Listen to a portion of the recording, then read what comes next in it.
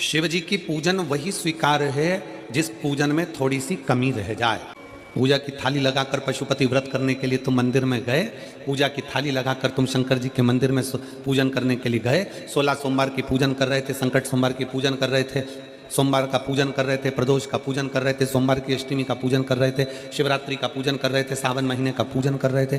पूजन की थाली में सारा सामान जमा लिया तो भी मंदिर में जाकर कोई सामान याद आए तो समझ लेना कि तुम्हारी पूजन भगवान शंकर ने स्वीकार कर ली। और मुझे विश्वास है मेरी जीजियों पर, मुझे विश्वास है मेरी बेटियों पर, मुझे विश्वास है मेरे बेटाओं पर और मेरे जीजाओं पर। मेरी जीजियों ने, मेरे जीजाओं ने, मेरी बेटियों ने कभी तो मंदिर में पूजन करी होगी। बोलो करी कि नहीं करी किसी मंदिर में जाकर पूजन? जम के बोलो जरा, करी है ना?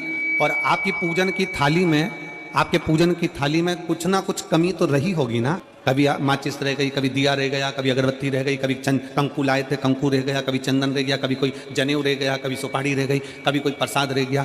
फिर याद आया मैं तो ये घर छोड़कर आ गई, मेरे घर पे रह गया, अब क्या करूं?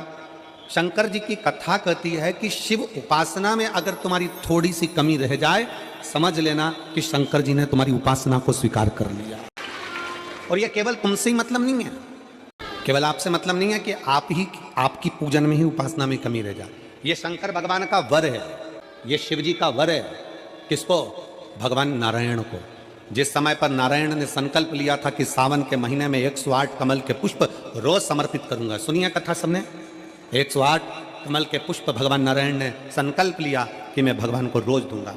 रोज 108 कमल के पुष्प मंगवाते देते। सावन का आखिरी दिन था, सावन का आखिरी दिन, और सावन के आखिरी दिन भगवान नारायण 108 कमल के पुष्प लेकर भगवान को चढ़ाने के लिए जैसे ही बैठते से ही जैसे ही चढ़ाने के लिए बैठे, वैसे ही एक कमल का पुष्प कम रह गया। लक्ष्मी जी से कहा जाओ जल्दी से कमल का पुष्प लाओ। लक्ष्मी जी कमल का पुष्प ढूंढती रही, नहीं मिला। सब दूर देखा, सारी जगत में देखा, पर कमल का पुष्प लक्ष्मी जी को नहीं मिला। लक्ष्मी जी को कमल का पुष्प नहीं मिला। आखिरी में पूजन की थाली में कमल का एक पुष्प कम रह गया।